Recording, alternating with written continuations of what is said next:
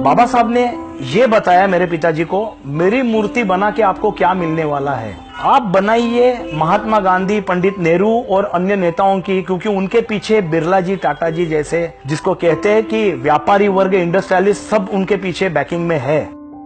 तो मेरे पिताजी ने उस वक्त उनको कहा, आपको एक एजुकेशनिस्ट के तौर पे हम मूर्ति बना के हमारे स्टूडियो में रखना चाहते।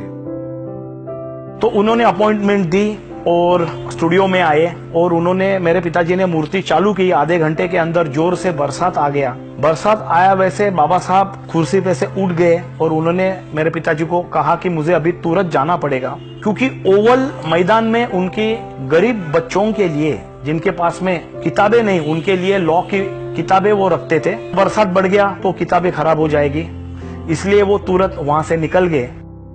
मेरे पिताजी ने फोटो के आधार पर एक मूर्ति बनाई, लेकिन जैसे शिल्पकला की सबसे बड़ी जो इच्छा रहती है कलाकार की, सामने बिठा के मूर्ति बनाए। जैसे मेरे दादाजी ने महात्मा गांधी, लोकमान्य तिलक, लाला लजपत राय, गुरुदेव टैगोर, उनकी मूर्तियां बनाई थी, वैसी मूर्ति बाबा साहब की बनाना चाहते थे मेरे पिताजी। और मैं तीसरे पीढ़ी का शिल्पकार हूं। मैं राष्ट्रीय नेताओं के और प्रतिष्ठित व्यक्तियों की मूर्तियां बनाता हूं, लेकिन सबसे ज्यादा डॉक्टर बाबा साहब आम्बेडकर की मूर्तियां मैं बना चुका हूं। मेरे पिताजी ब्रह्मेश विनायकराव वाघ, और उन्होंने बाबा साहब की सबसे पहली मूर्ति जो आप देख रहे हो मंत्रालय के बाजू में, कुपरेज में, वहां उसकी स्थापना की है। उसके बाद में पार्लियामेंट की भी मूर्ति मेरे पिताजी ने बनाई है। बाबा साहब का जहां जहां जाना हुआ शिक्षा के लिए, जैसे London School of Economics, Columbia University, वहां भी उस जवानी की मैंने मूर्ति बनाई है, वहां स्थापित कर दी है। चौदार टैंक के लिए भी 1927 में उन्होंने जो पीने के पानी के लिए सत्याग्रह किया, उस वक्त की मूर्ति भी मैं उनके, जिसे कहते हैं जवानी की इंप्रेशन के लिए बनाई हूं। उनके आशीर्वाद से आज तक हम, अंतरराष्ट्रीय कीर्ति मुझे मिली है, अलग अलग अवार्ड्स भी मिले हैं।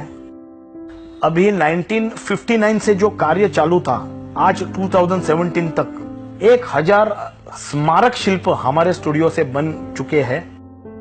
ऐसी जगह मूर्तियां लग चुकी है जहां रोड भी नहीं हो, पालखी में डाल के भी आदमी लेके गए।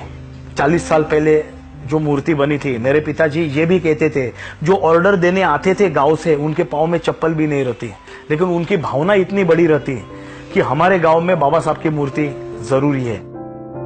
यह स्टैचू बनाने को, लाइफ साइज का स्टैचू बनाने को साल तक का वक्त लगता है। बड़े स्टैचू बनाने को 1.5 साल का लगता है, और घोड़े के ऊपर वाले बनाने को 2 साल का भी वक्त लगता है। कहा जाता है आर्ट में कि सबसे कठिन कला जो है वो गायन 1 नंबर की है, क्योंकि उसमें सुरीला गला नहीं हो तो गा ही नहीं सकते आर्टिस्ट। और दूसरी कला है वो शिल्प कला है, क्योंकि इसमें एक ही कलर में मूर्ति की जाती है, उसमें अलग अलग कलर नहीं है। मार्बल की एक कलर में रहती है, पंचधातु की एक कलर में रहती है, तो एक कलर में पूरा इंप्रेशन व्यक्ति का लाना सिर्फ डायमेंशन से, ये कठिन काम है। ऐसे ये कला का इतिहास है।